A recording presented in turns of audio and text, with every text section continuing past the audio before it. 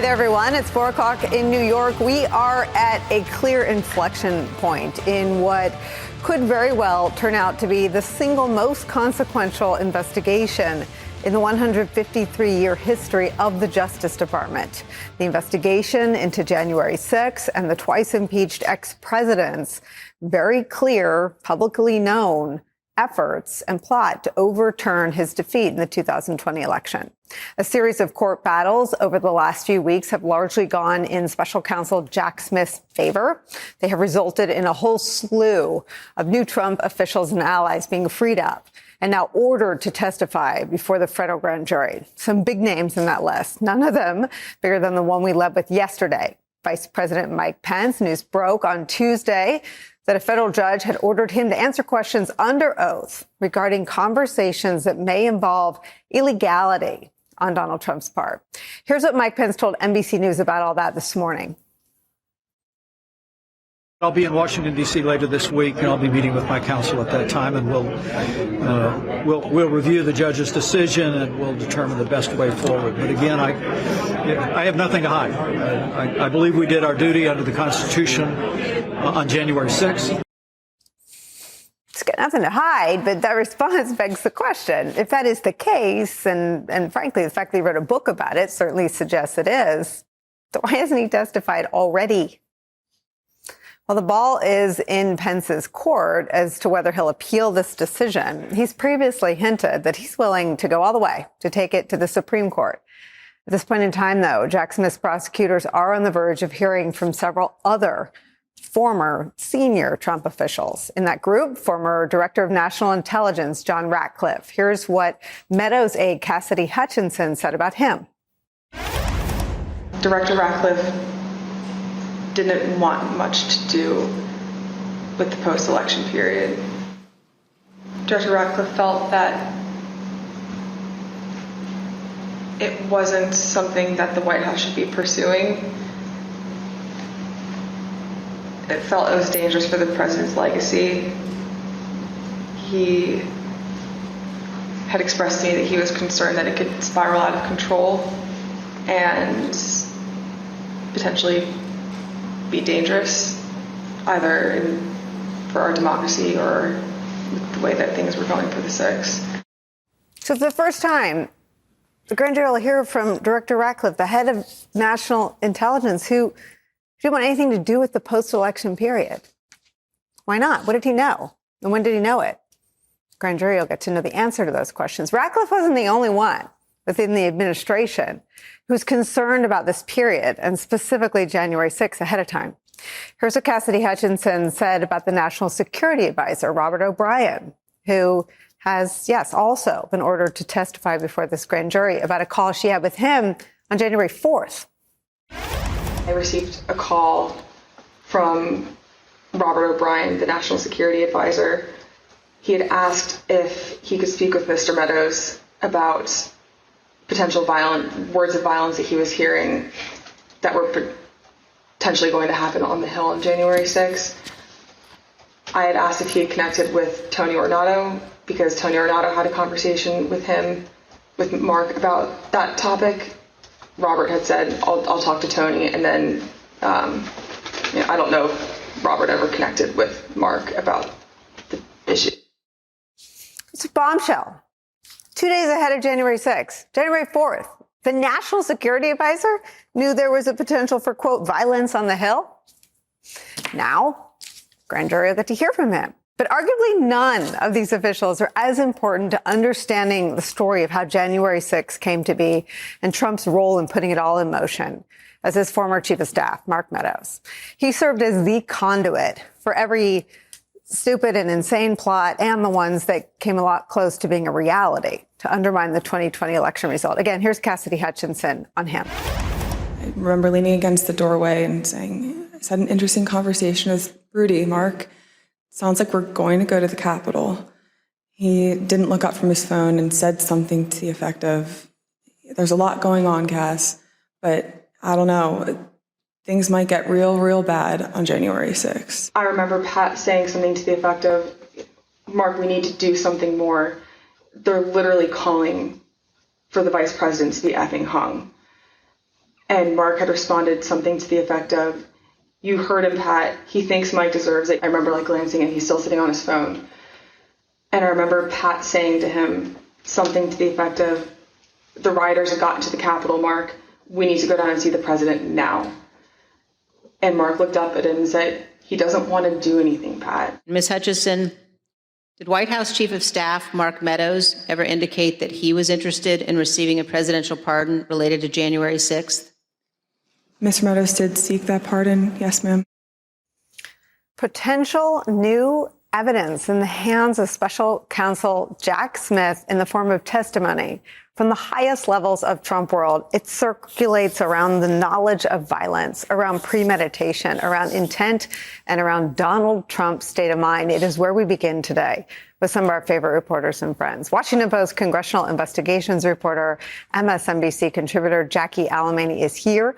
Also joining us, former Deputy Assistant Attorney General, former U.S. Attorney Harry Litman is back. Miles Taylor is also here behind something that is so beautiful. I have to ask you a question about where you are later in this show. Former Chief of Staff at the Department of Homeland Security, now co-founder and senior advisor to the Forward Party. Jackie, we know a lot about what these senior officials could offer Jack Smith in front of the federal grand jury because of what has been testified to by people around them and some of them in their own words. But just talk about what has been unlocked for Jack Smith. Yeah, Nicolle, well, it's looking like everybody's going to have to talk. The question now is going to be just how cooperative are these witnesses going to be? I think Mark Meadows is arguably even more important of a witness than former Vice President Mike Pence, who is going to be able to testify to his conversations with former Vice President Trump, although his legal team did win in that they argued the speech or debate clause prevented Pence from speaking about the events that played out on Capitol Hill during the certification of the 2020 election. But he is going to have to speak directly to the conversations that he had with Trump, his frame of mind, and, the way that Trump was behaving and the instructions he was giving ahead of the protests that then turned into violence on the Capitol. But I get back to Mark Meadows, and as was made explicitly clear by Cassidy Hutchinson, is that Meadows was really key to this entire operation, whether he was the fly on the wall in some of these meetings in the lead up to January 6th, or whether he was the actual person facilitating certain meetings that were going on with some of these fringe players who helped several different threads pull off these efforts to overturn the results of the election. He was also the person who had the most contact with Trump on the actual day of January 6th. So I think that these characters can really fill in what I think is still really missing in the grand scheme of things, despite 2 years worth of investigations at this point and hundreds and thousands of documents, transcriptions, et cetera. But there is still, we do not have the exact sort of play-by-play of former President Trump during those hours when the violence was playing out. And now this grand jury is going to potentially be able to hear from Mark Meadows, what he was doing as he was going in and out of the Oval Office, fielding all these calls from panicked lawmakers on the Hill, and public pressure from former staffers, colleagues, and friends who were calling on White House staff, people like him, Ivanka Trump, those closest to Trump, to very directly and explicitly call down the rioters and tell them to stop what they were doing. Miles, it seems like one of the pieces that legal analysts thought needed to be sort of a loop that needed to be closed, or a part of the case against Trump in terms of the criminality that the congressional probe was able to establish and prove, was his state of mind and his intent. And it seems like this last list of witnesses, Meadows, Cuccinelli, Robert O'Brien, his national security advisor, Stephen Miller, Dan Scavino, who was his sort of human Twitter fingers, and John McAtee, these are the closest people to him, and that other than talking to Donald Trump himself, these people are his state of mind. Nicolle, you're absolutely right about that. And, look, put January 6th aside. Anytime there would be a meeting in the Oval Office with the president, these were the types of players who would be there and hear Donald Trump express his grievances, propose courses of action, and really get insight into his intent. I was there on many occasions when he described things he wanted to do that appeared illegal in nature, in which he was advised on that course of action. It would not surprise me at all if these witnesses could provide similar insight in and around January 6th, is to say what his state of mind was, to show what his intent was in acting, or rather not acting, on that day. And someone like Cassidy Hutchinson just scratches the surface. I mean, it's still phenomenal that testimony was made available, that she provided insight, but just that little crack of the door of insight into what she might have seen or heard shows that these individuals really likely have a great degree of testimony to provide about the events that transpired that day that we still don't know.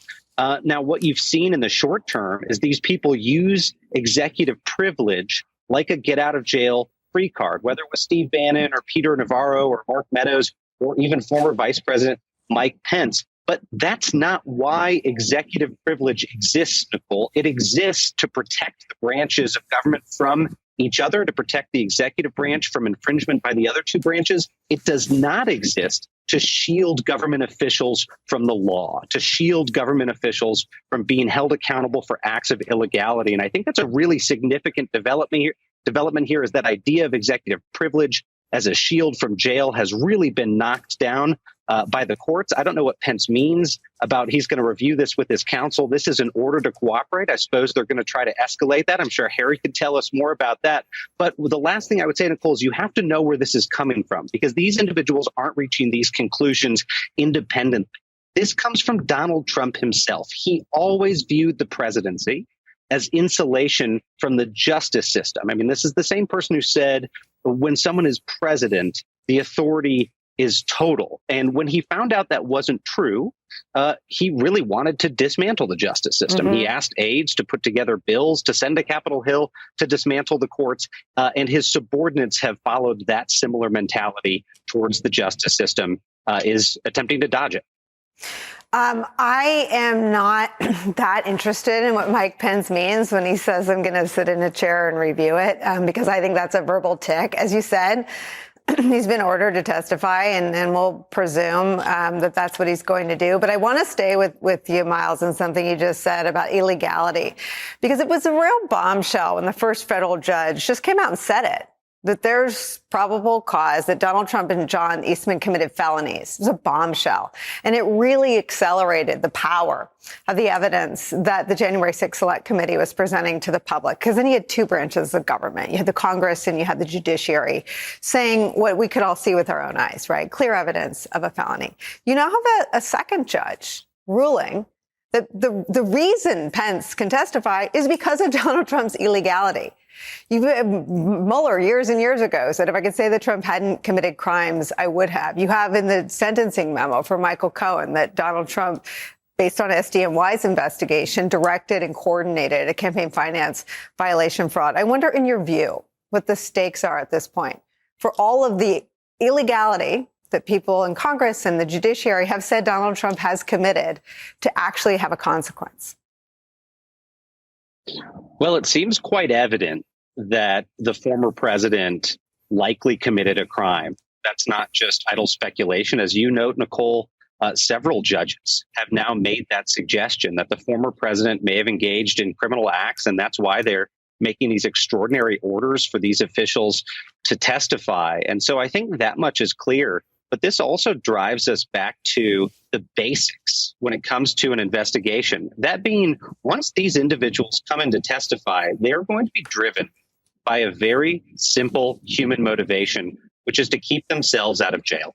And that's ultimately how you get a lot of the testimony you need to make a case against someone like this, someone like Donald Trump, is you need to convince his subordinates that they have the option to cooperate and to save their lives and careers, or they have the option to obstruct and potentially face those investigations and those consequences themselves. So it's like a classic mob case. They're going to get some of these people to flip.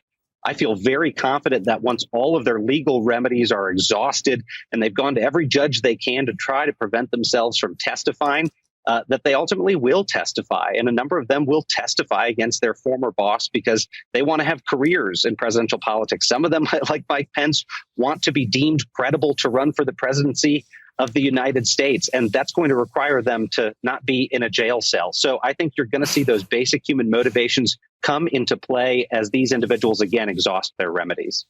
So, Harry, I hate turning these conversations into investigations jeopardy, Mar-a-Lago for 400, Alvin Bragg for 200. But there's someone who has a little more standing than I do to sort of assess the different probes. And so that's why I'm going to play this sound in that spirit. This is Judge Ludig, who is on the right. You can't get much farther right than Judge Ludig in a pre-Trump sort of ideological spectrum. He advised Pence of the law, of the limits of his authority. He testified before the 1-6 Select Committee in their public hearings.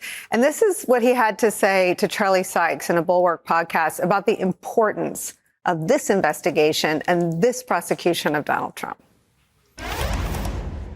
I would have hoped that the first of any prosecutions of the former president would not have been either the Stormy Daniels matter in Manhattan or, frankly, the classified documents from Mar-a-Lago, and that instead, if there are to be prosecutions of the former president, the first would be by the Department of Justice and Jack Smith for January 6th. Yeah. I'll go even one step further and say that if it happens to be the case that the Stormy Daniels prosecution and the classified documents investigation are the only two prosecutions of the former president coming out of all of his antics, and that he's not prosecuted for January 6th, I will believe that that's a great disservice to democracy and to the rule of law in America. Harry Litman, do you agree? Yes, at least there has to be very serious accountability. That is the core wickedness of Trump as president. And Smith took two giant steps forward. We were really focused on Manhattan. He took two giant steps forward on January 6th itself this week, having taken one giant step forward on Mar-a-Lago with Evan Corcoran. So first, Pence, to get a little legally nuanced, Pence is actually fighting a different fight than executive privilege, the so-called speech or debate clause, which he probably had never even heard of before, but he's arguing he's shielded because he was also president of the Senate. That's a loser. And it really, the decision by the new district court chief judge, Jeb Boasberg, really went against him. The question is whether a court of appeals will be interested in the overall issue enough to sort of take it up. And then the most important witness, and the second and third and fourth in January 6th is all Mark Meadows, who's been able to stay on the sidelines with deft lawyering and some happenstance. And now he is really pushed on the executive privilege claim, which is a loser. And even if it goes up on appeal, as Trump, who brought it, says it would, it will be made quick work of, and the court won't take it up. However, Meadows may well at that point invoke the Fifth Amendment. And if he does, the DOJ will have a very hard decision whether to try to offer him immunity. He's a very high up player to give immunity to normally, but it might be the least bad option. Jackie, these are the four crimes that the Select Committee referred: conspiracy to defraud the United States, obstruction of an official proceeding, conspiracy to make a false statement, inciting, assisting, aiding, and comforting an insurrection. You look at the rulings that have gone Jack Smith's way, and it seems that obstruction of an official proceeding is one that was almost completely established and borne out by the evidence produced by the Congressional Committee, especially if you get through the transcripts. You've got people like General Mark Milley, who testified that Donald Trump acknowledged he knew he lost. He was talking about foreign policy matters. You have such ample evidence that the intent was to stop the certification, and Trump sat at the fulcrum of both the idea, the plot, and all of the behaviors and actions that took place from the plot that he'd hatched. The one that always seemed like the biggest reach was inciting, assisting, aiding, and comforting an insurrection. But it seems that with this list of people, and especially that little bit I played at Cassidy Hutchinson, you got a national security advisor who 2 days before the insurrection wanted to see Meadows because he was, quote, worried about violence on the Hill. 48 hours ahead of time. I mean, where, just based on your knowledge of the evidence that we've seen in the congressional probe and the witnesses you see being freed up for Jack Smith, where do you think this is heading? Yeah, and Nicolle, it's not just the congressional probe. As you noted, you referenced David Carter's ruling that came out over a year ago that explicitly said that he thought that John Eastman and former President Trump were guilty and had engaged in crimes related to conspiracy to obstruct an official proceeding and to defraud the American people. And that was using the limited evidence that Carter was reviewing at the time. And since then, the mountain of evidence that has been compiled on top of that, I think only bolsters that argument. That being said, we do know that the Department of Justice's sort of bar for ultimately bringing some sort of charging decision is very high. They are not going to bring a case that they have not locked down, that is not rock solid.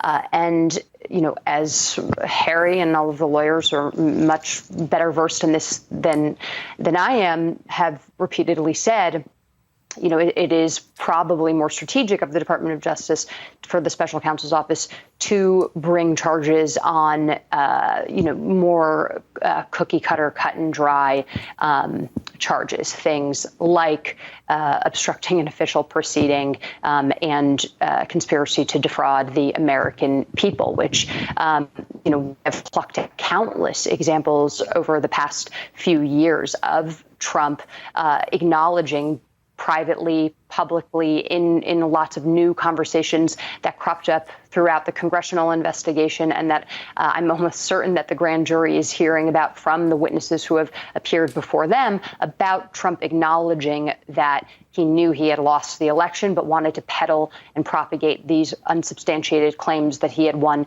nevertheless. My colleague Josh Dawsey published really the latest example of that. Trump's own campaign top consultants, Jared Kushner, had commissioned a consulting group to do a proper report on the so-called election fraud and found nothing, and gave that report back to Trump's top lieutenants. And that report was obviously not utilized, just tossed aside. And these players continued to fundraise off of these false claims and engage in everything that ultimately led up to January 6th. But there is no question that there is not a shortage of evidence here. I think that what the Justice Department is doing is really ensuring that they have whatever they do decide on. It's rock solid and as close to perfect as possible, really. And Harry, I'll give you the last word on this, since we sort of ended in your wheelhouse with the legal case. When you look at this list of witnesses and you try to hold it up to what was public facing, which was how the congressional probe used these witnesses, what story would you theorize Jack Smith is telling in front of a grand jury? Well, besides the stories, and remember, Meadows is involved not just in the things that Miles and Jackie have talked about, but also Georgia. He goes down there. But besides the stories, I'm really interested in his telling Pence, because that is the feature that we haven't had. If you talk about the charges that you just did, basically the two legal charges both have to do with trying to scuttle the works for January 6th. What don't we know? What hasn't the grand jury heard so far? The one-on-one conversations where Trump in vulgar and vitriolic terms, just totally eviscerates Pence, says he made a mistake, says all kinds of things. And that is overwhelming evidence of wanting him not to unconstitutionally gum up the works for the proceeding itself, January 6th. That almost in and of itself brings him, to the 1 yard line on the January 6th stuff. So that's the big untold story. And it's because there's really important evidence that Pence alone heard. And that's why that's going to be a really important piece once he gets through the potential appeal. Harry Litman, I have never heard you put any of these investigations on the 1 yard line. A little bit of news there made by you. Jackie Alemany, Harry Litman, thank you so much for starting us off. Miles is sticking around because he has to tell us where he is. It's too beautiful. When we come back, the Republican leading the reinvestigation of the investigation into January 6th is out with what he's describing as, quote, findings. It is actually a 5-page initial report that seeks to exonerate him. We'll talk about the GOP's continued efforts to change the narrative and change the facts about what happened that day before all of our eyes. Plus, Democrats leading the charge today and the outrage on gun safety legislation, calling for people to be placed ahead of politics. It's another flashpoint where the party on the right remains completely out of touch and out of sync with all but the most extreme Americans. Congressman Eric Swalwell will join us on that. And later in the broadcast, as we speak, key decisions are being made in a Delaware courthouse having to do with that $1.6 billion defamation case against Fox News. It starts in just a matter of weeks. We've got our hands on some never-before-seen new evidence. We'll tell you about it, all that and more when Deadline White House continues after a quick break. Don't go anywhere. Keep up with abortion bans and restrictions are already a lived reality for millions of people across nearly 20 states. Keep up with inflation seems to have at least hit its peak and is no longer growing. Keep up with political violence and intimidation menace has been cultivated and encouraged by the ex-president to his followers. Keep up with what matters. Keep up with Chris. All In with Chris Hayes, weeknights at 8 Eastern on MSNBC. And Why Is This Happening? The Chris Hayes Podcast. New episodes every Tuesday, wherever you get your podcasts. Trump wants to pardon the traitors that have been convicted of seditious conspiracy? Come on. What the hell's wrong with you Republicans? I think you're talking about the former president saying that if he gets elected, that he would issue some pardons or clemency to some of the people that were arrested and prosecuted on January 6th. Not all were convicted of seditious treason. In fact, none were.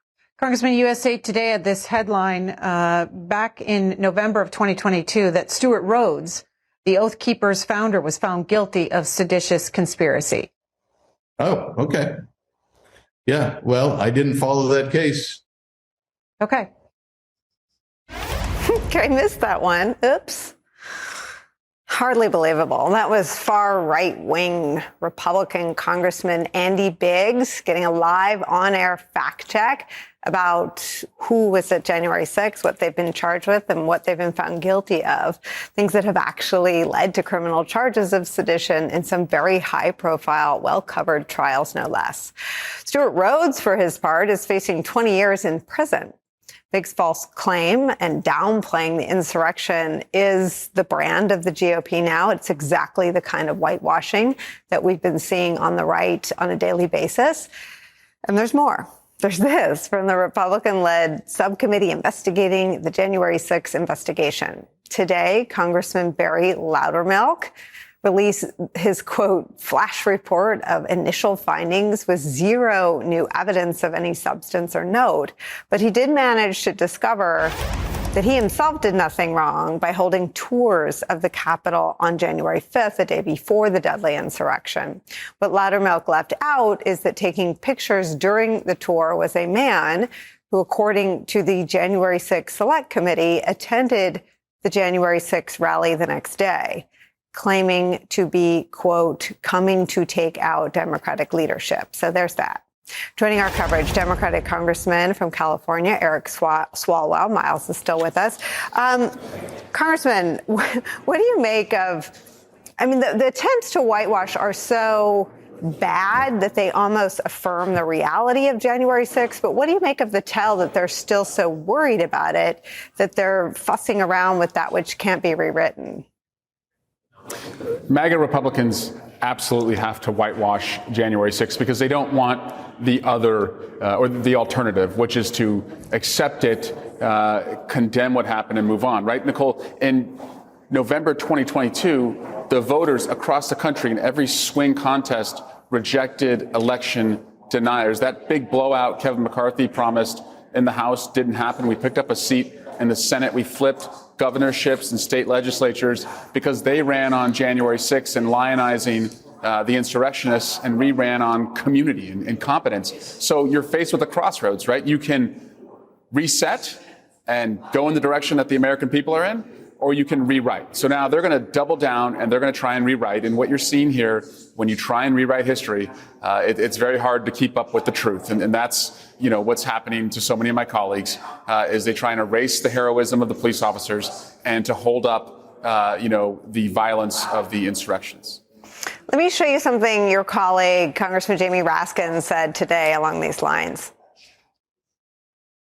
The very same members who have come together today to denounce crime in Washington and the response of the D.C. government that they know very little about are astonishingly many of the same members who visited violent criminals in the D.C. jail and praised them as heroes and political prisoners as if they were Nelson Mandela or Alexei Navalny. The problem on the right is that they can't decide if they've never heard of Stewart Rhodes or if they're, as Jamie Raskin says, Nelson Mandela and Alexei Navalny. You almost want to, I guess I don't really want to help them get on message, but what do you make of the fact that even their malevolent attempts at rewriting January 6th are ham-handed at best? Yeah, and it's ham-handed, Nicolle, because there's just no rewriting it. We're in the 21st century. Every American saw with their own eyes what Donald Trump did, what the mob did to police officers, and then the trauma that the police officers have since suffered. And there's no rewriting that. You're living on Fantasy Island if you think that you can get Americans to reinterpret what happened that day. So that's why I think for Democrats, we have to live in the great big center where most Americans are. And that great big center means just delivering on cost of gas, groceries, healthcare, bring down those costs, make our kids safe in their schools, make us strong in the world, help Ukraine stay in the fight, show that we are a community, that we are competent, and contrast it with their chaos. And competency in community is going to beat chaos every single day. That's why we won in 22. And that's why if they're going to double down on this going into the general election, we'll expand our majorities. And as the president said at the State of the Union, finish the job. Congressman, you have spent a lot of time using your bully pulpit to talk about the need for gun safety. I just wonder your thoughts on the tragedy this week and the very polarized response and reaction to it. I just got out of a Judiciary Committee hearing, Nicolle, where the Republicans ironically called in the FBI for non-subpoena compliance, right? This is the committee run by Jim Jordan, who's 321 days into non-subpoena compliance. But most importantly, this was the first hearing since Nashville. And so every Republican on that committee, when they go home this weekend and face their voters, many will ask them, well, what did you do on the only committee that has jurisdiction over gun safety? And they're going to have to tell them, we sided with Donald Trump over your kids. And what is just so maddening about that answer is that everything we do in our daily lives, and I'm living this right now, and you've got kids too, Nicolle, but everything we do focuses around protecting kids, right? So if you have little kids, they can't open the cabinets. They can't go up the stairs. You have a guard to protect that. They can't open any prescription drugs. You keep any, bleach or laundry detergent or Tide Pods away from them. You put them in the car, they go into a car seat, you buckle them up. Everything we do is designed to protect them because they're the most precious people in our community. They're the most innocent people in our community, except protect them from the one thing that is killing them more than anything else. And that's gun violence. And that's what's so maddening, is that if we had Republican allies here, we could protect our children from what's killing them the most. So you as a Republican, I think, by your negligence in protecting them, You can either side with the kids and protect them, or we're going to say that you're siding with the killers, because there's really no other way to describe who is benefiting from your absolute inaction.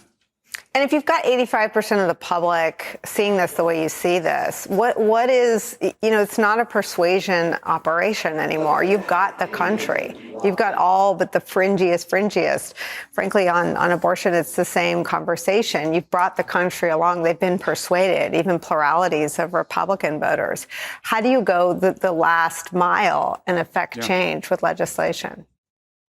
Well, there's an organization called 97%, and they were founded recently to focus entirely on gun owners. So they've been polling gun owners, doing research groups with gun owners. And what they have found is that gun-owning Republicans, at nearly a rate of 75%, gun-owning Republicans support background checks. Almost 70% support red flag laws. So again, the great big center of this country knows what it takes. And so it's a matter of getting the majority in the House to, again, pass background checks, and getting a filibuster reform in the Senate to make sure that our kids are safe. But gun-owning Republicans know what the answer is. We are being governed by Kevin McCarthy and the extremes.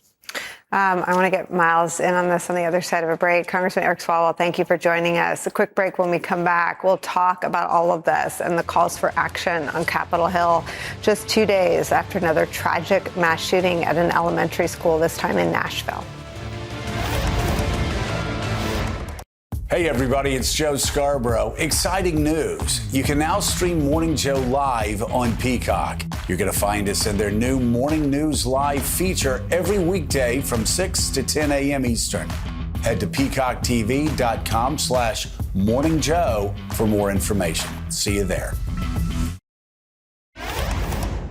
We gather here today not simply as elected officials and members of Congress, but more importantly, as moms, as parents, as Americans, demanding that House Republicans put people over politics and put kids over guns. The level of gun violence in this country is unacceptable, it's unconscionable, and it's un-American.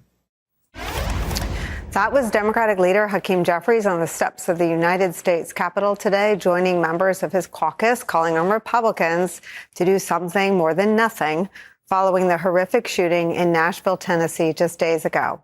House Democrats on the Judiciary Committee went a step further, demanding that Speaker Kevin McCarthy schedule a vote on the assault weapons ban put on the table by President Joe Biden, one similar to the one he helped pass in 1994 as a senator.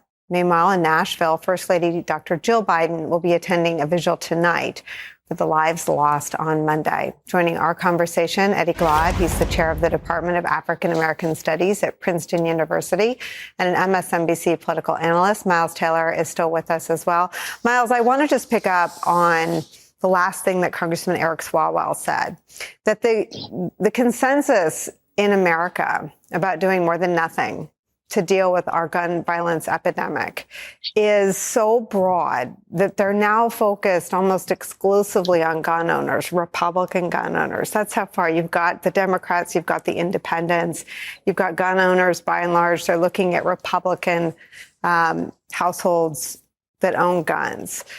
Talk about how perilous the politics of being, and again, I'm not putting words in any of their mouths. This week, what Republicans who had microphones in front of them had to say about what can be done to stop another Nashville, to stop another Uvalde, they said, quote, probably nothing. Talk about the politics of that as a stated public position for the Republican Party in 2023. I think it's probably the biggest Freudian slip of the year, Nicolle, is for them to admit that. And I can't possibly say it better than Eric did. I mean, you've got Republican legislators that are more concerned with keeping teenagers from eating Tide Pods than they are keeping guns out of the hands of people who might shoot up schools. That just shows you how deep this problem is. We have a mass shooting crisis in America, and it's a national security crisis. And you know this as well from Republican politics as I do. They used to tell us to pivot and not talk about guns. I mean, when I was working with Republican leadership on Capitol Hill and there would be a mass shooting, literally the talking points would go around and say, pivot to the words mental health crisis or pivot to the words school safety. Don't talk about guns. Well, you can't have this conversation without talking about guns. But that doesn't mean that you're trying to repeal the Second Amendment, because as Eric noted in the previous segment, the majority of Americans, the vast majority of Americans, including lawful gun owners and supporters of the Second Amendment, actually do believe there are common sense solutions to this problem. Now, to your question, Nicolle, why don't those common sense solutions get implemented? I have two words for you: closed primaries. It doesn't happen because of closed primaries in our broken system. What do I mean by that?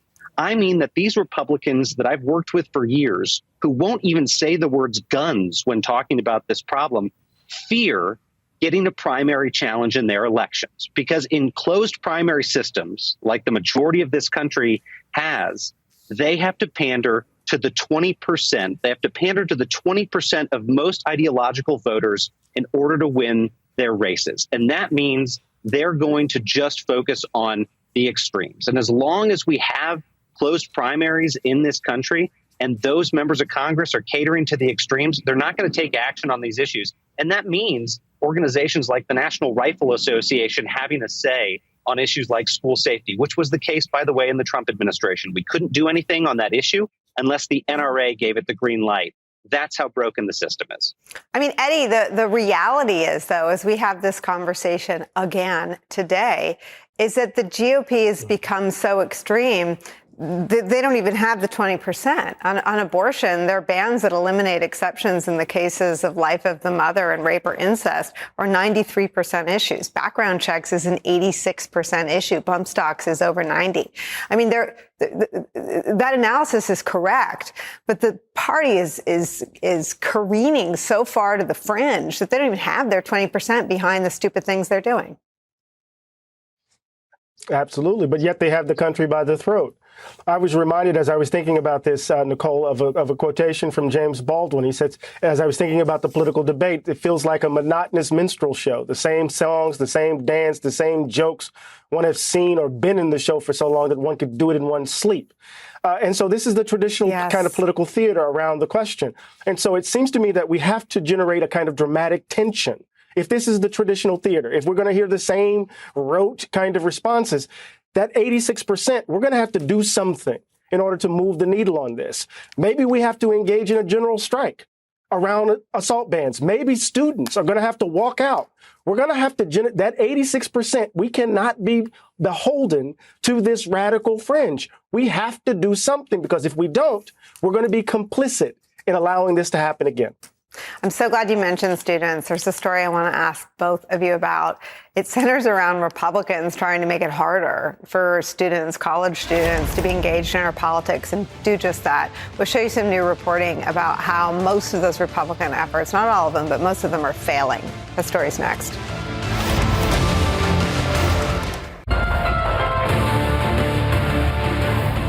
Our house is on fire, and we are stomping ants in the driveway. We're not really focused on the arsonists who are right around us, and that Cleta just identified a number of them. And so crowdsourcers is gonna hang egos on the wall. This is our mission.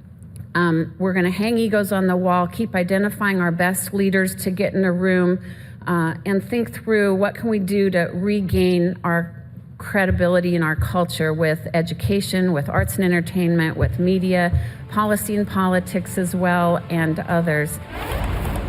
Hi again, everyone. It's 5 o'clock in New York. We're not focused on the arsonists around us. Those were the words spoken by one Ginny Thomas. Of course, Ginny Thomas is the wife of Supreme Court Justice Clarence Thomas, about the left when she launched a conservative activist group called Crowdsourcers for Culture and Liberty in 2019 that would, quote, wage war on multiple fronts of America's cultural and political debates. Now, brand new investigative reporting in the Washington Post finds that the little-known group collected nearly $600,000.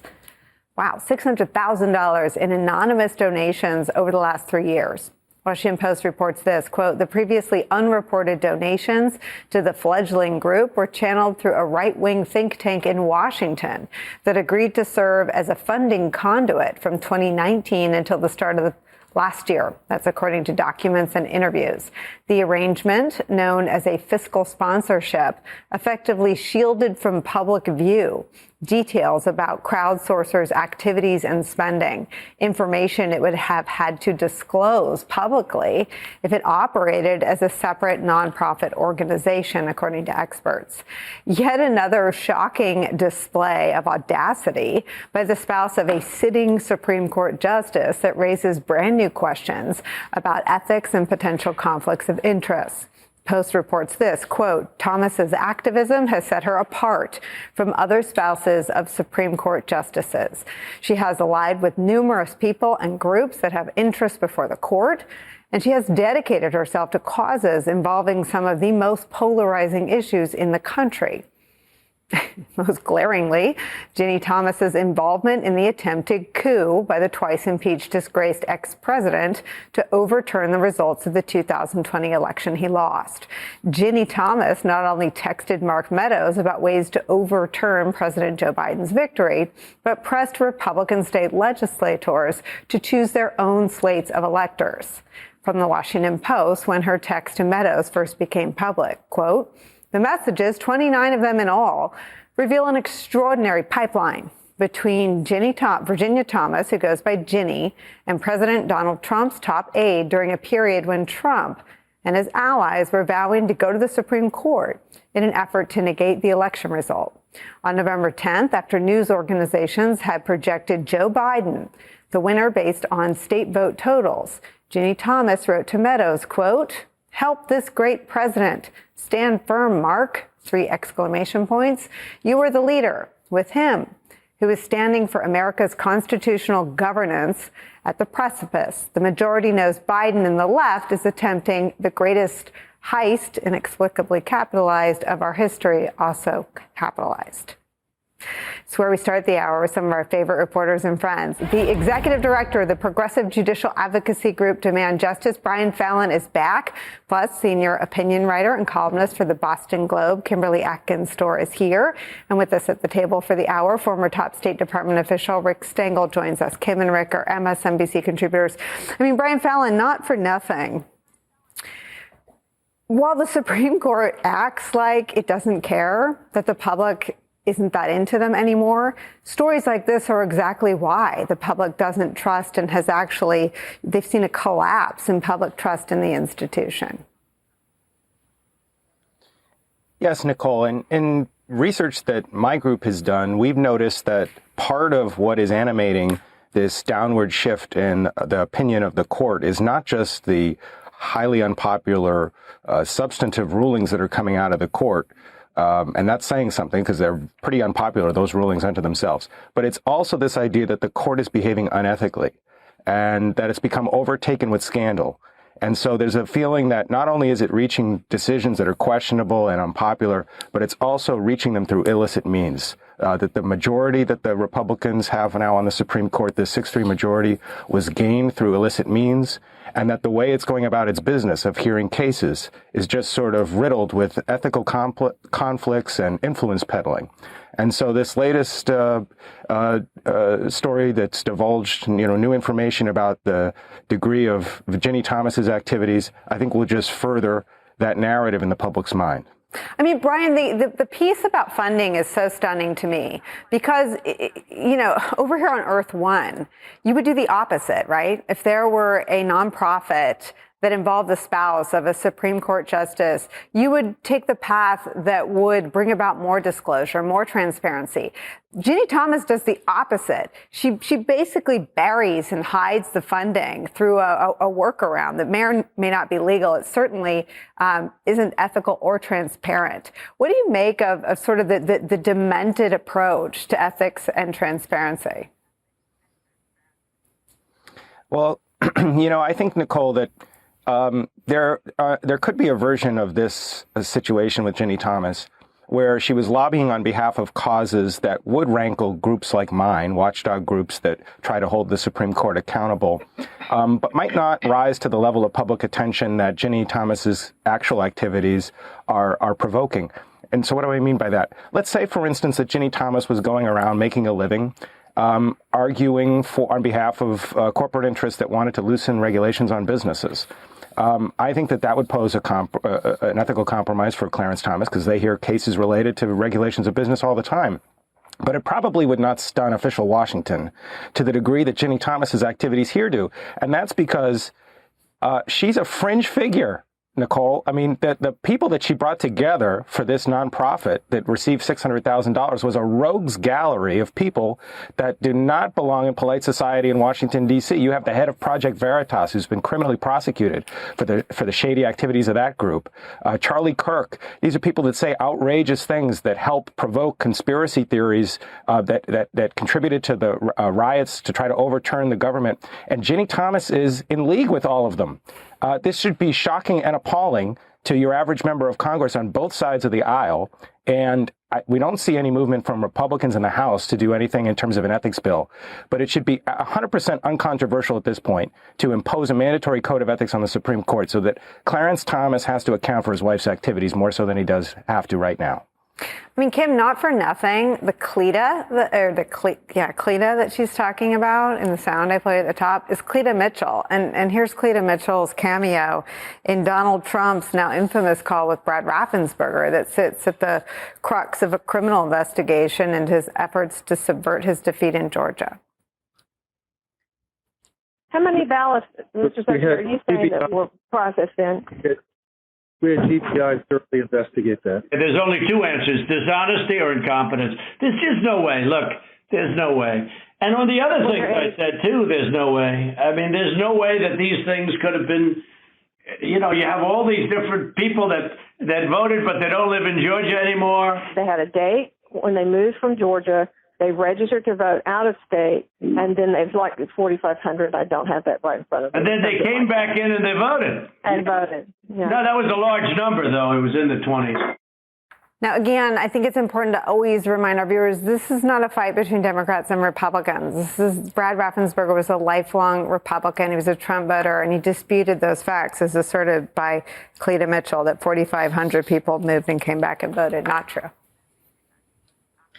Right. And the key point here is that Donald Trump, during this time himself, was saying that he needed the Supreme Court in order to help him win with this effort to subvert the results of the election, that he was happy that he had three nominees on the court at that time, and that one of the challenges that made it to the Supreme Court, Justice Thomas did sit in on. So it's really clear to say this isn't just about spouses of Supreme Court justices being able to support whatever candidate they want or engage in political activity.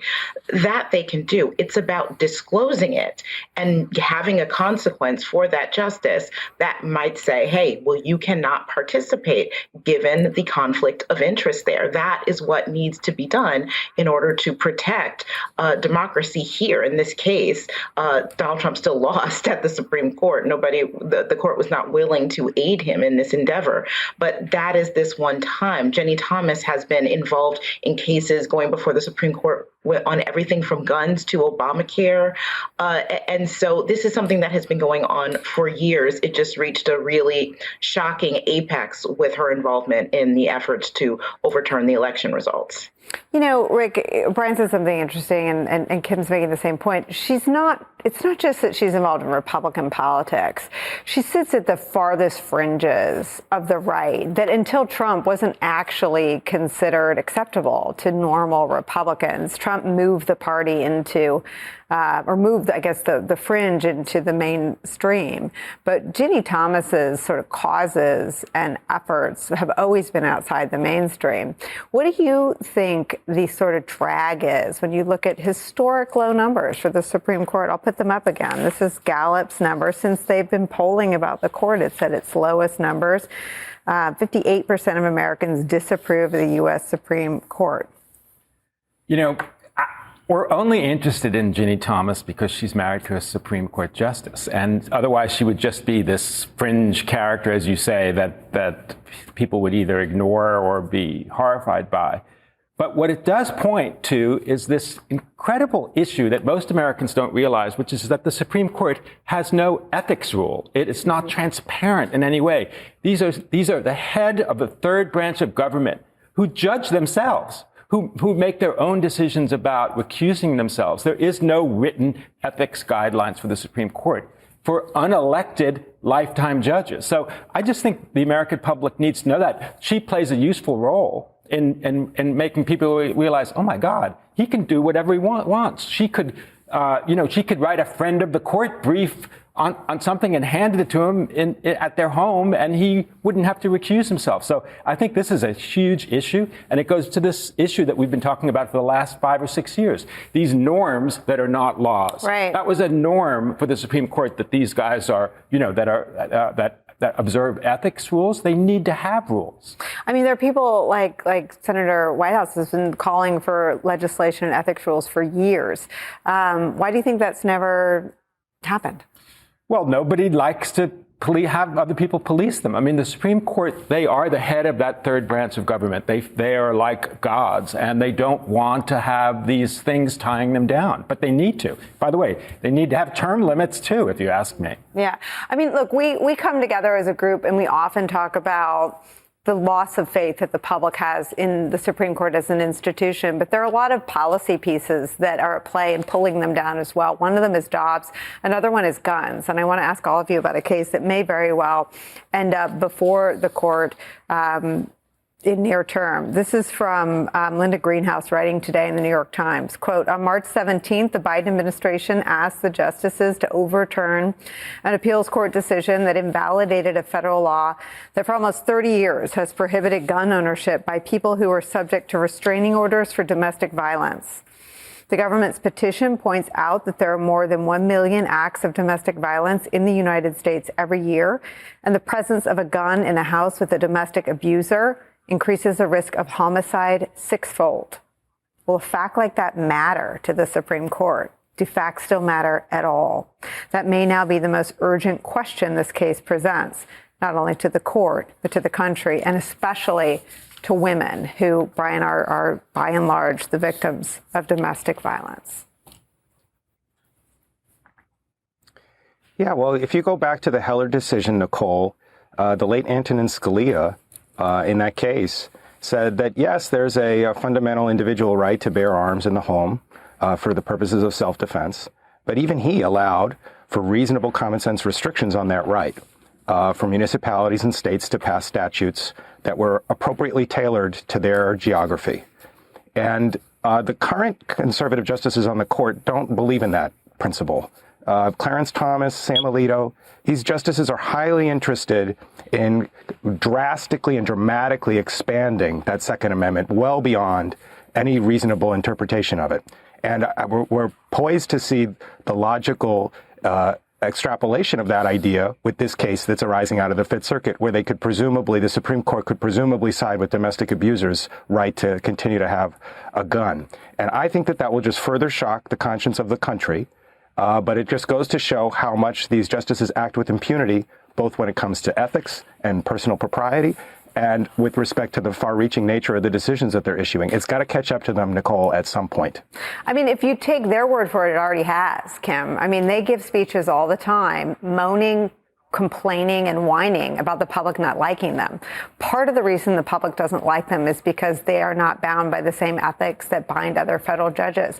The other part is because 67 to 93% of Americans disagree with the position they ushered in with Dobbs.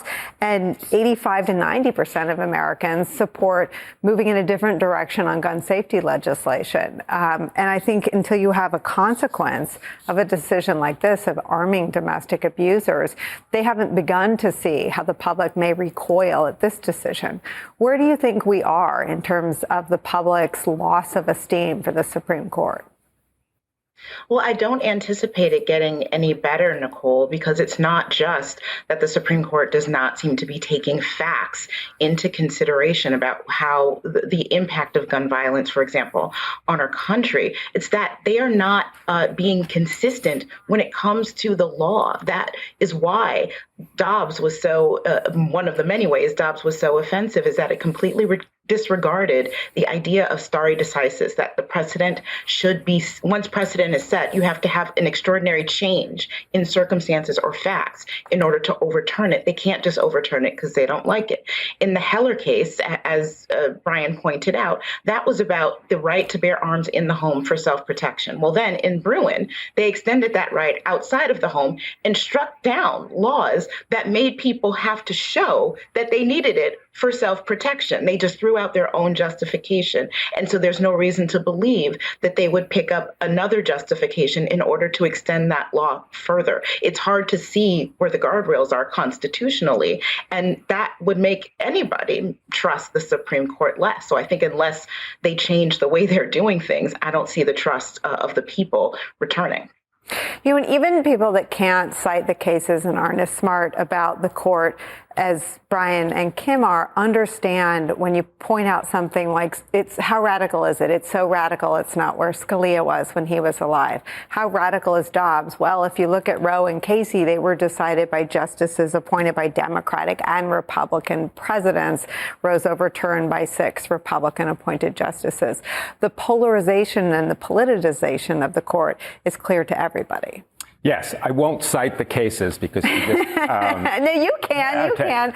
But as Kim said, the Bruin case kind of threw a bomb into law about the Second Amendment. And Clarence Thomas, whom we've been talking about, said you have to cite history and text and tradition. But that's caused these crazy gun laws where judges go like, well, that banning guns in airports is unconstitutional because there were no laws about that in the 18th and 19th century. When they didn't have airports. There were no airports, although Donald Trump thought there were in the 18th century.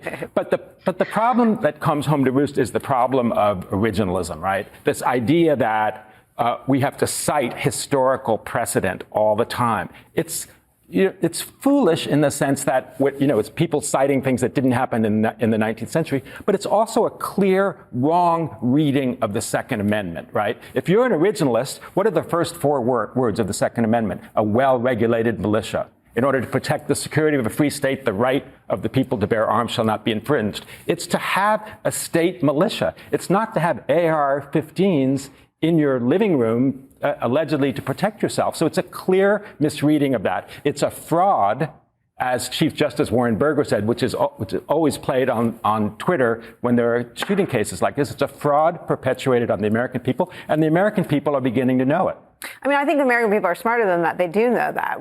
How do you solve for it? Because there's also an untouchable nature, and that's what ties together these questions about no ethics and having to self-govern from these decisions that are so detached from public sentiment. Well, because the Second Amendment is like a religious principle for people. It's the only amendment that people think is not qualified in any way. Every other amendment is qualified, including the Second Amendment.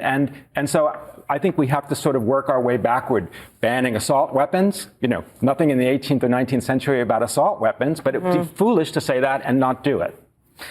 All right, Brian Fallon, thank you for joining us and having this conversation. We'll stay on this. Kim and Rick, stick around a little bit longer. When we come back, newly obtained evidence in the Dominion Voting System's $1.6 billion defamation case against Fox News, what a top Fox executive said about how telling the truth about the 2020 election was, quote, bad for business. We'll tell you all about that. We'll show you those emails after a quick break. Plus, the Pentagon is calling it a threat to national security. A MAGA Republican senator blocking the promotions of nearly 160 generals and senior military officials. The issue? The right of service members to travel to get abortion health care. What Defense Secretary Lloyd Austin is doing about it later in the hour. Deadline White House continues after a quick break. Don't go anywhere. Hi, everyone. It's Nicolle Wallace, host of MSNBC's Deadline White House. These days, it seems like every news story out there is about the law, whether it's the multiple investigations into Donald Trump, decisions by the Supreme Court, or the ongoing fallout from the January 6th committee's findings. That is why we have launched Deadline Legal Blog, where legal expert and former prosecutor Jordan Rubin breaks down the legal implications to some of the biggest stories of the day. Read the latest at msnbc.com/deadlineblog. Oh, to be a fly on the wall for these Delaware courtroom deliberations, especially the one that took place this afternoon. Dominion Voting Systems, along with the network it's currently suing, that would be Fox News, stood opposed in front of a judge today as both sides made final preparations ahead of that $1.6 billion trial that could start jury selection in just 2 weeks. Today's primary order of business was setting up the chess pieces, hashing out which expert witnesses can and will be called at trial. And not just that, there's more new news from the courtroom today, mere hours ago, made public for the very first time. NBC News got its hand on a number of slides that were used by Dominion lawyers in these pretrial hearings. They show in brand new detail what Fox's top executives were saying and writing to one another about election lies, even after the network's so-called brain room conducted a fact check. Weeks after the brain room determined such claims were false, Fox News' CEO, Suzanne Scott, wrote an email to a colleague in primetime programming saying this, quote, "This has to stop now. I'm going to address this with you and Jay and Lowell tomorrow. This is bad business, and there clearly is a lack of understanding what is happening in these shows. The audience is furious, and we are just feeding them material. Bad for business," end quote. What was bad was the facts. Joining our conversation, law professor at the George Washington University Law School and constitutional law expert, Catherine Ross. Lucky for us, Kim and Rick are still with us. Let me just share with our viewers some of these slides, because I think hearing Fox News executives in their own words is the most powerful window into the case that Dominion may have against them. This is an email from Suzanne Scott following the fact checks from Fox's own brain room. That is like their editorial hub of actual facts and information. Quote, "I can't keep defending these reporters who don't understand our viewers and how to handle stories. The audience feels like we crapped on them, I think, and we have damaged their trust and belief in us. We lost 25,000 subs from Fox Nation. We can fix this, but we cannot smirk at our viewers any longer." Rick, there is a clear orientation around a single axis, and that is ratings. Yes, I'm actually kind of amused by the fact that that's called the brain room. It's like facts are for smart people. They have one, right? Yes, because otherwise people don't care about it. I mean, what's been so disheartening about it, I mean, having been in the news business virtually my whole life, I mean, it is a business. I've never seen people make decisions about coverage based on business, based on profits, based on ratings. I mean, in the news business, people care about the news. And so what we've seen from Tucker Carlson to the CEO is that all of these decisions are based on pure numbers and revenue, and probably overseen by the Wizard of Oz himself, Rupert Murdoch, who cares about that. So I still don't understand why Fox hasn't tried to settle this. I mean, it's going to be hugely embarrassing for them to be in court, and they'll have these fact witnesses like Mr. Carlson talking and having to testify to this. So I don't know the answer to that. Well, and it seems, Catherine, like all of the acknowledgement in their internal communications that the facts were indeed the facts. They just, quote, pissed off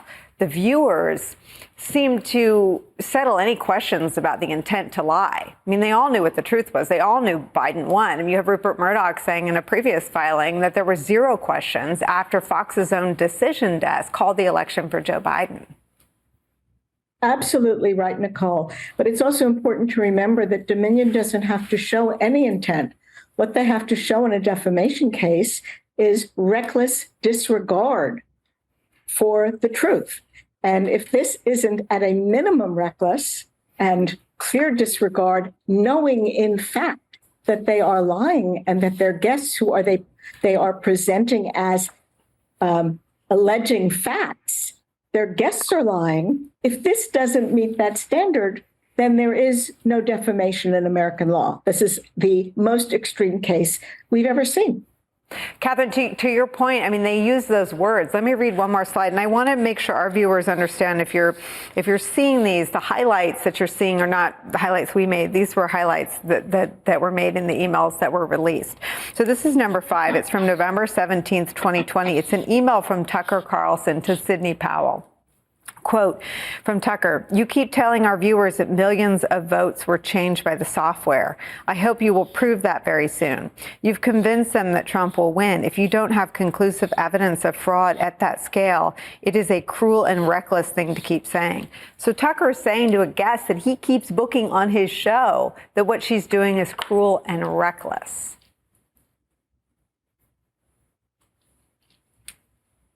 Catherine, tell us how that might be used. Yeah. I'm sorry. I'm sorry. I thought you were trying to go. No. I want to understand why that's been released and why that single communication and email from Tucker to Sidney Powell is part of the legal case. Does it matter that he uses that word?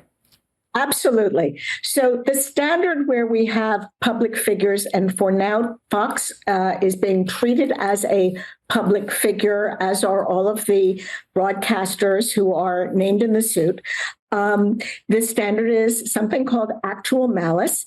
That is not what we mean in English when we say actual malice. It's a legal standard that provides a layer of First Amendment protection for news organizations when they're talking about important public matters and public figures.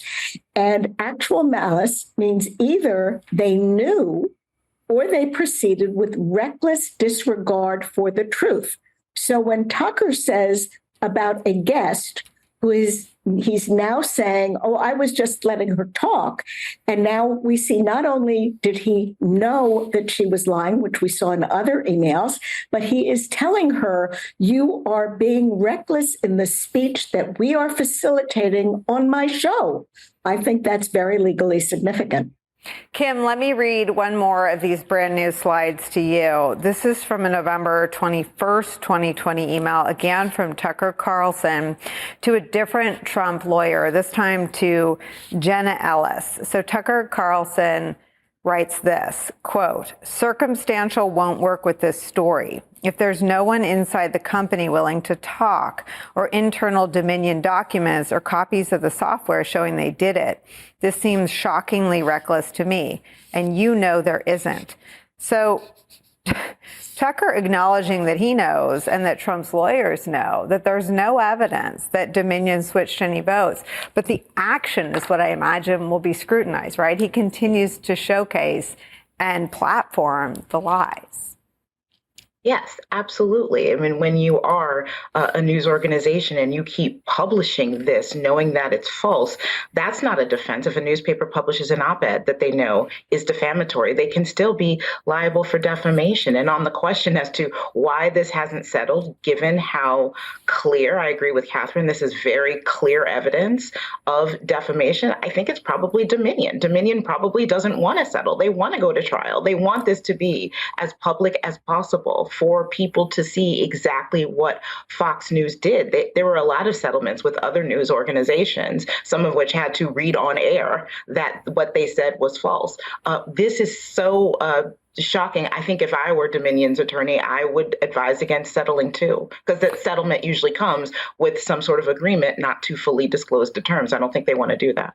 Okay, let me read one more. We have to get in a break in 1 second, but I can't break without buttoning all of this. So before these two emails are sent by Tucker Carlson, the first one was sent by Tucker Carlson to Sidney Powell on November 17th, the next one November 21st. So back on November 13th, Fox's Brain Room, that's their editorial hub, an employee there named Leonard Balducci circulated fact checks from Dominion. And this is something that Dominion, I think, points to as, I think there were 2,300 communications from Dominion to Fox News with the accurate information. So even if the first lie was broadcast, 2,300 attempts were made to inject or inform Fox News of the facts.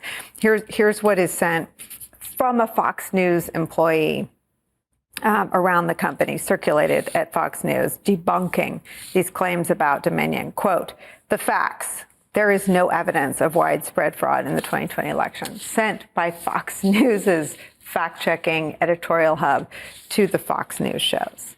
And you've seen in the emails and in the debriefing from the witness testimony, Tucker Carlson from on down saying, I didn't believe for 1 second that the election had been stolen or that there was any fraud. I mean, what these emails show, and the ones we've just cited, is awareness that they were lying, which is the actual malice standard. Not only reckless disregard, but knowing you're telling lies.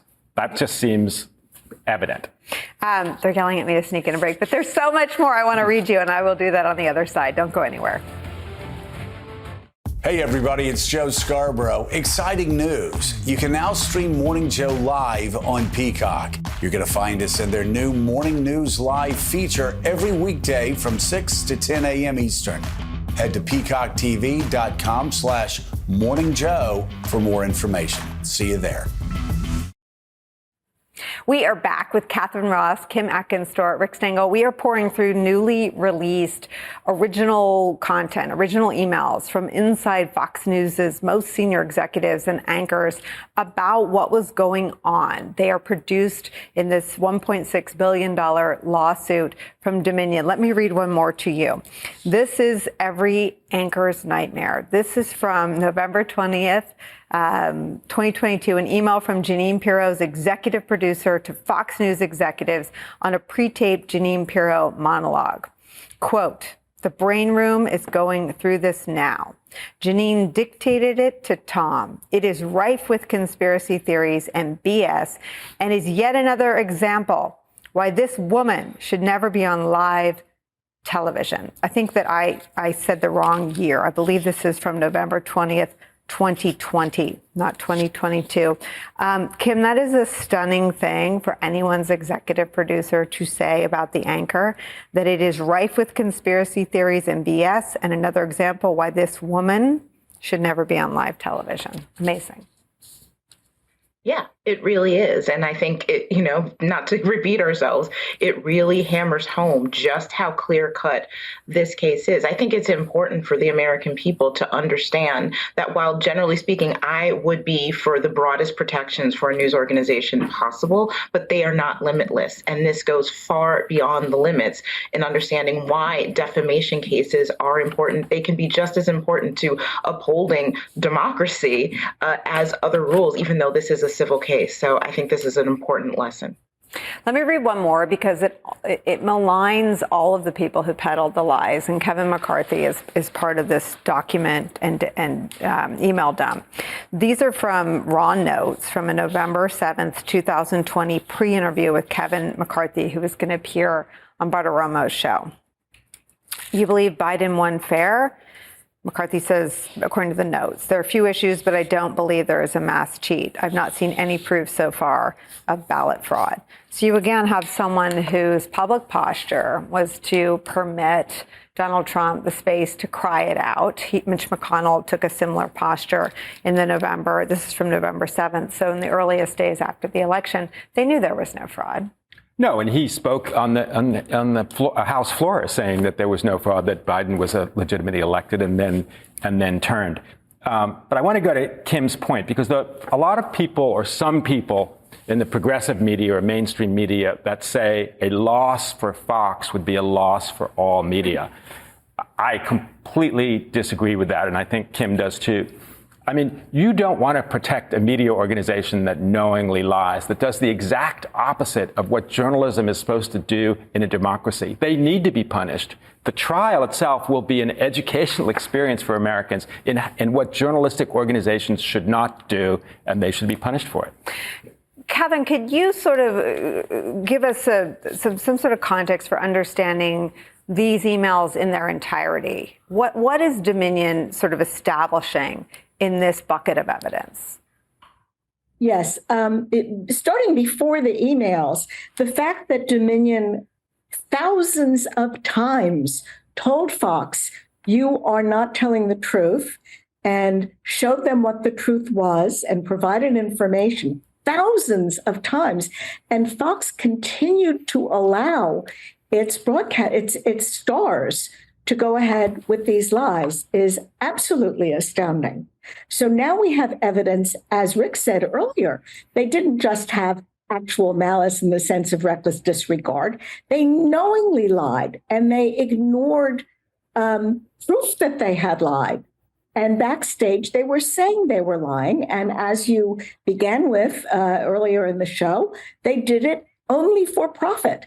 And that goes to Rick's point that this is not, if Dominion succeeds, and I think they will, every indication is that they will, then they will not damage the news. They will safeguard our news sources. The whole purpose of defamation law is to ensure that we have meaningful, realistic, truthful, factual discussions about politics and public policy. And so while we want the news media and real opinion writers who base their opinions on facts rather than lies to have the First Amendment coverage they need so that we can have robust discussion and meaningful disagreements, that does not mean that we want to welcome a free-for-all where people who call themselves news media get to just lie all the time, every time they open their mouths.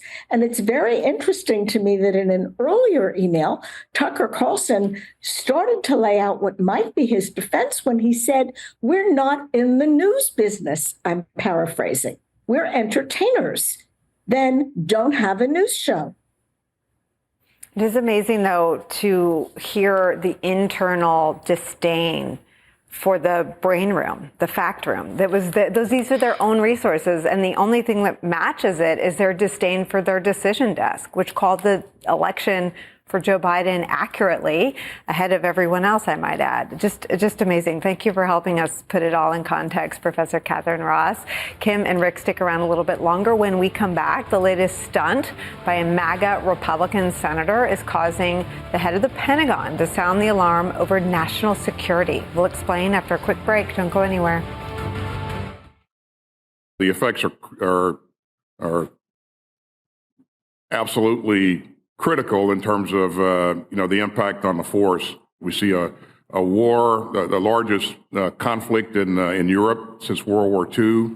We see an aggressive China operating in the Indo-Pacific. There are a number of things happening globally that indicate that we could be in a contest on any one given day. Not approving the recommendation for promotions actually creates a ripple effect through the force that makes us far less ready than we need to be.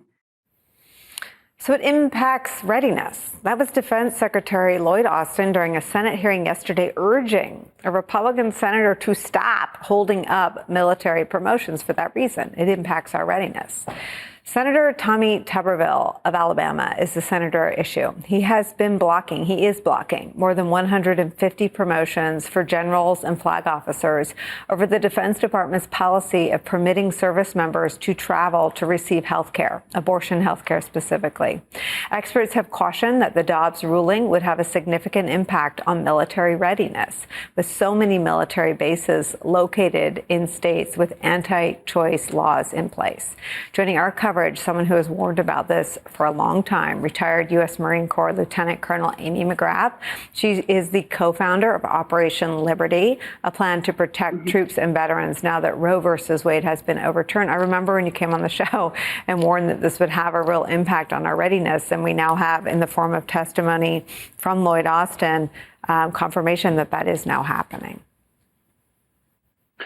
Yeah, and Senator Tuberville is just putting our national security at risk to further his radical right-wing agenda. And here's the thing, Senator Tuberville is not a veteran. He's a former football coach, right? And the folks in the Pentagon have worn the uniform, have defended this country. This is their life. They don't tell football coaches how to coach. He should be telling the Secretary of Defense how to do his job.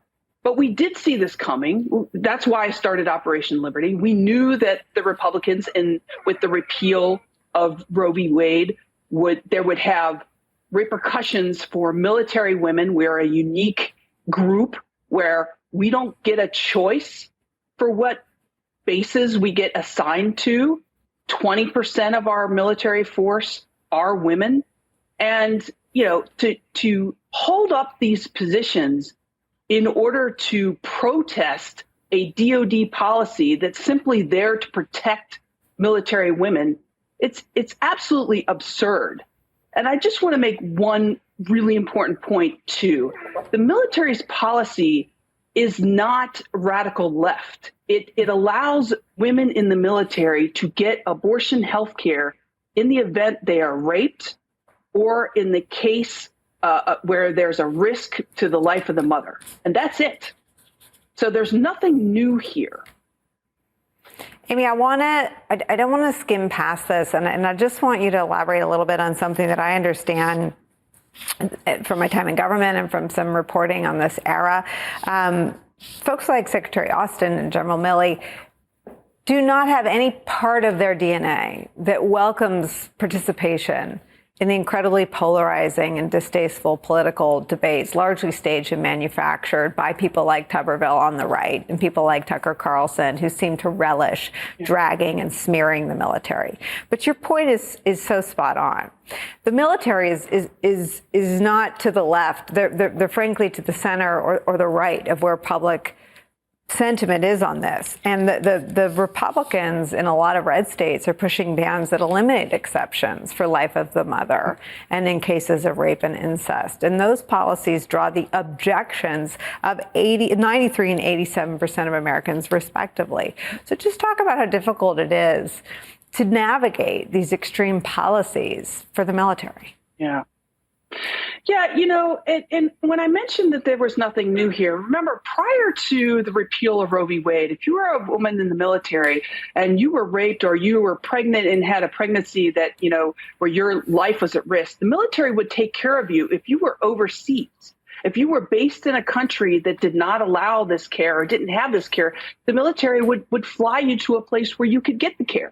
We now have a time in our country where we have southern states that deny this care to women, that have banned it. So what the military is doing is just allowing women who are stationed in these bases to move, or not to move, but to go to states where they can have this health care and then return. And think about how radical Senator Tuberville is. He wants to stop that from happening. I mean, it's really absurd. It's a slap in the face to every woman who has served in our military, to every woman who is currently serving. They wear the uniform. They put their lives on the line to protect and defend this country, to defend the rights of Senator Tuberville. And this is how they're repaid. I mean, it is absurd. And Amy, it sounds like what the testimony of Secretary Austin is that it is now at the point, as we have this conversation today, that it's impacting readiness. That used to be a circuit breaker in our politics. That used to make the asinine antics in our politics stop. Do you think it will? My hope is that Senator Tuberville's Republican colleagues will get to him and tell him, hey, enough is enough. This has direct effects on our military readiness because we have leadership positions that are not filled in key places like in the Pacific, where we have an aggressive China that we have to deter, in places like the Middle East, where we have Iran that we need to deter. And as the Secretary of Defense has said, it has ripple effects. When you're in the military, you have to go where the military tells you to go, and your family has to do that as well. And so when these positions aren't filled, your whole family is stopped. You may be stopped from starting your kids in school. You might, it's terrible. It's a terrible precedent to send purely for political reasons. And my hope is that his fellow Republican colleagues who say that they are pro-national security and for the military will come and tell him, hey, Senator, football coach, this isn't something you should be doing. You know, Kim, if the shoe were on the other foot and Democrats were doing something that the defense secretary testified under oath impacted readiness, the politics would be cataclysmic. And I wonder what you think sort of the appropriate rebuke is for people like Senator Tuberville. I mean, I think that we've been saying it. Once it affects readiness, that should be the kill switch. But we've seen with the Republican Party, particularly elements that include Senator Tuberville, that what was the norm is no longer the norm. We used to say that, Republicans used to say that they were the party of law enforcement. Well, that was until January 6th, and we see them still explaining away the horrific attacks on law enforcement on that day. Republicans used to be the party that supported the military, but that is unless not supporting them furthers what they see as their political goals. So I think just the hypocrisy here is screaming volumes. That's staggering. Amy McGrath, thank you for being part of our coverage. You did warn that this would happen, and we are on the record bringing people back to that moment. Kim Atkins, Stohr, and Rick Stengel, thank you for being part of our coverage and spending time with us today. We have to sneak in a break, but we'll be right back.